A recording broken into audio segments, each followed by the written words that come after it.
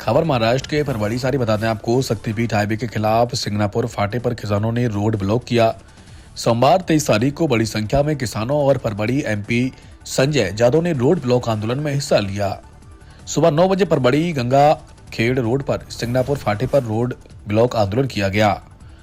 संवाददाता शांतिलाल शर्मा की रिपोर्ट।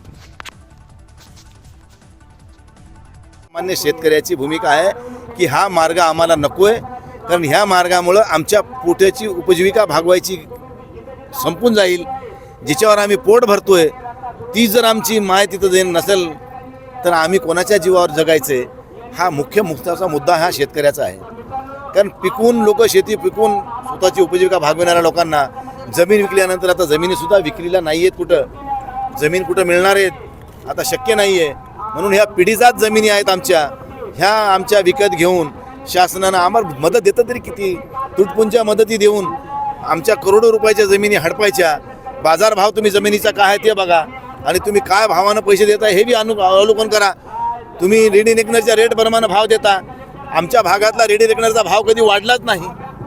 त्यामुळे आम्ही पैसे त्या घेरीच्या भावानं घ्यायचे आणि आमच्या करोडोच्या जमिनी तुमच्या घशात घालायच्या, हे शेतकऱ्याला कुठेही मान्य नाही आहे। कारण ही आमची माता आहे, आम्ही त्या जमिनी कसून आमची वर्षाची उपजीविका आम्ही भागवतोय।